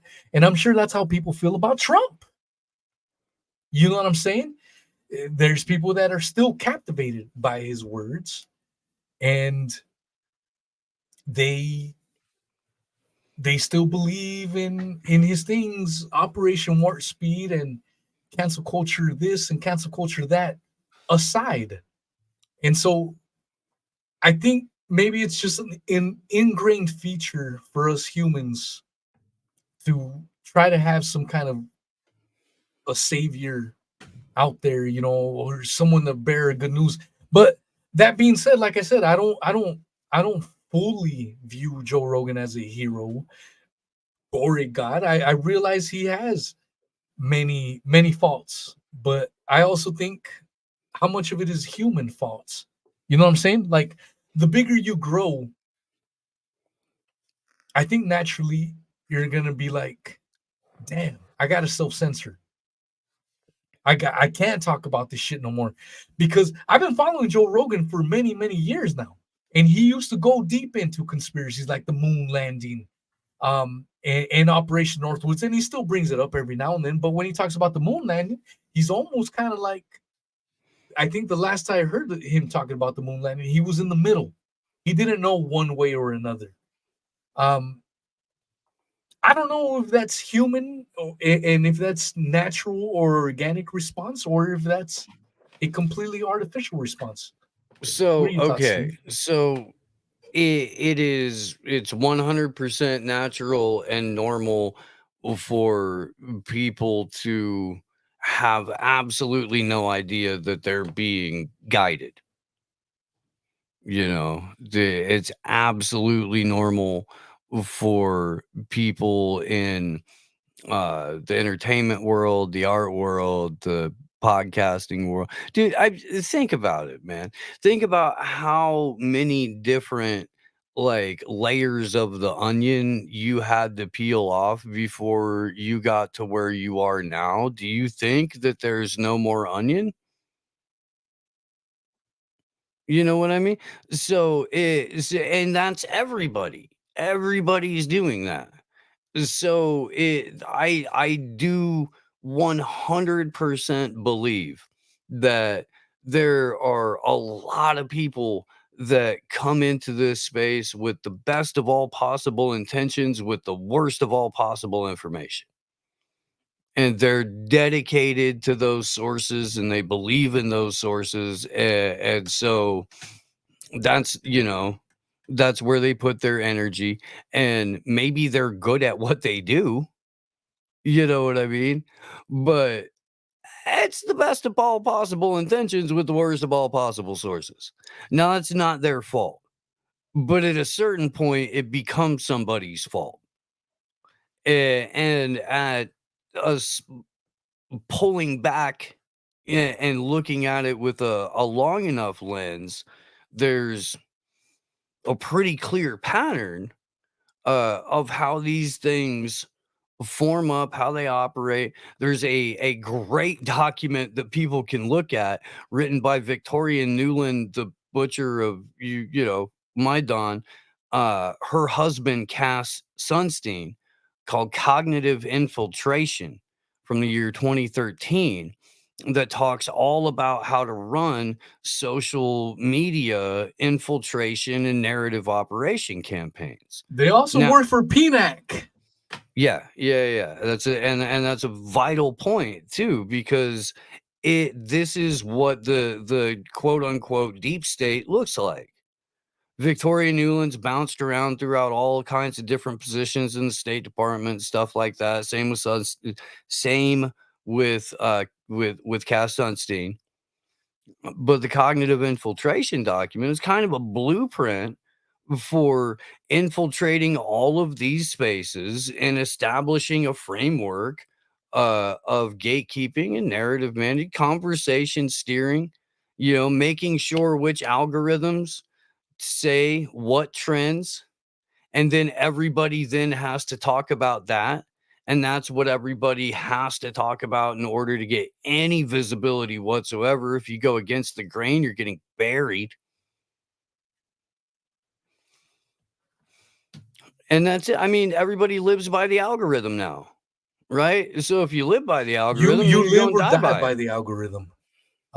When I had my YouTube channel, I learned how to work the algorithm, and there was a point in time where I was getting minimum 50 subscribers a day. A fucking day. Now a fucking days, if I get 50 subscribers in a month for Odyssey, that's a banging ass month. Mm-hmm. And I was averaging 50 to 100 subscribers at one point in time a day on YouTube. And why? Because the algorithm was promoting me. Yeah. I was exposing a scumbag. A fucking scum. I was exposing them, and I was getting promoted by the algorithm, and I was fucking growing rapidly. But then that motherfucker decided to report me for this and that and complete horseshit. Then all of a sudden, that motherfucker, the YouTube algorithm came for him and protected him, and I got shadow banned and kicked. So you can live by the algorithm or you can die by the algorithm. And I am 100% testament of this shit, because this is where I'm at. This is why. If you are on YouTube and this is the first time you're seeing me in many fucking months, this is why. I can't do shit on YouTube anymore. I'm not allowed to be on YouTube anymore. I wish I could. We had great times. We had great memories, many memorable moments, but I can't be there no more. So if y'all want this content, y'all got to go to Rockfin, where you can find me. You can find Steve, who's got a banging ass show, AM Wake Up. And this is where we have been relegated to because of the censorship grip that just continues to tighten every day, ever so more. And maybe I'm drunk, but I was getting a little poetic there. Keep going. I think we got to join Mr. Tom Cooper. We get on with Tom here in a bit. Yeah, no, he you're sent me a absolutely message. Right. I'm gonna hop in there. He Oh, is it that time? Shit. Okay. Yeah. I gotta go smoke a joint before I do that. Thank you so much, Steve. This was a banging ass Weezy's weekend wind up. Heck yeah, buddy. I normally do them for like an hour, and we did 2 hours. We banged out these articles. I mean, I would love to have you on again if you have time permitting, obviously. But definitely check out my man Steve's AM Wake Up Show. And if you can, throw some shekels his way for his StreamYard. That way he could keep the show going, because it's a valuable service. They cover current day topics from an obviously independent way. No infiltration by no deep state operatives. None of that. Well, shit. there's no partisanship. We don't play team sports. We just see the thing for what it is, talk about it, and it usually winds up becoming a news story anywhere from like 8 to 18 months later. Yeah, it's 100%. It's completely organic too. So that's one of the interesting things that I keep hearing as I watch mainstream news, or not watch, but listen to it. One of the things is that they always talking about how a lot of people are going to independent media. Why? Because they don't trust mainstream shit. Sometimes when I do polls on Spotify, people clearly say they don't trust the mainstream bullshit. That's why they're here. And so if y'all want some if y'all want some non-mainstream shit, definitely follow AM Wake Up Show. Great stuff. They always have banging ass guests. They bring you the facts. They bring you humor. They bring you all kinds of shit. They bring you crazy ass insights that Steve always brings in. And I mean, we've only been known each other for a short time, but man, I consider you a homie, man. Steve is humble as they come. He'll show up on big ass shows. He'll show up on little ass shows. He doesn't fucking discriminate, man. And so, to me, that's a huge sign of humility from on his part. I mean, it's truly an honor to consider you a friend now, man. And I'm glad. Oh yeah, man. Thank you. I'm so pleased that we got to meet, man. Me too. Hell yeah, my man. Where would you like people to find you? amwakeupshow.com. Everything else is there. We're live on Rockfin and Rumble 4 days a week with AM Wake Up. On Friday, the Independent Review podcast streams on the channel. That's a roundup of segments from other wonderful independent media outlets throughout the interwebs. You get to see a bunch of your favorite people. If you've been in this world for a while, you get introduced to some wonderful people. If you're newer, and yeah, I do a bunch of other stuff. I have a show called origami. Poorly. Poorly. But I used to make a mean ninja star, bro. I used to make a mean ninja star back in the day. Remember those? You fold paper in the star and you hug them at your friends. You put like paper clips or safety pins or something in them. See if you could stick them in your homeboy. Or was that just us? We were a little weird. We were a little rowdy. We were rowdy. AMWakeUpShow.com. Yeah. Copy that. Thank you so much, Steve. Thank you so much for joining me, my man. Would love to have you on again if you have some time. Just let me know and we'll fucking do it. All right, my brother. Take it easy. Babe. Cheers. Yep. All right, y'all. That was Steve from AM Wake Up. I truly, truly appreciate the man. He is a legend, awesome, humble human being. I want to address this comment before I break off. I am a little buzzed. So I hope I can say my words right. Yes. Didn't you use to back at BHTV? Question fucking mark. Check him out. He could do with all the support he can get. GB.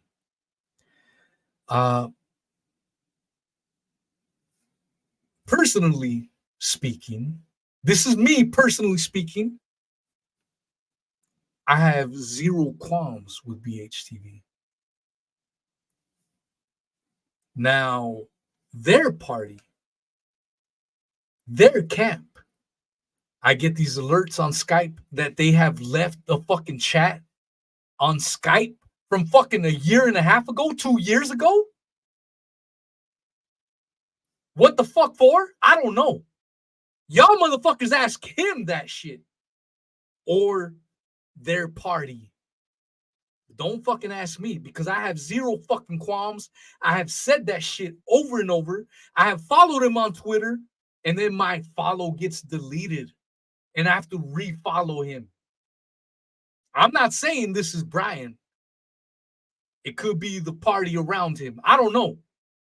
But it's one of them. That's my words. Maybe they're harsh, but that's the fucking truth. And I dare anyone from that party talk to me. That's the fucking truth. I have the screenshots to show the fucking Skype messages of people leaving conversations from 2 fucking years ago. Why would you do that shit? I don't know why the fuck anyone would do that shit 2 years fucking later. I don't know what the fuck I did. So ask him that shit. Ask his fucking crew that shit. Don't be fucking asking me. That's the goddamn truth. And that's why I posted that fucking comment right there. So I hope I don't get any more motherfucking questions of that matter. I'm done just staying quiet about the shit.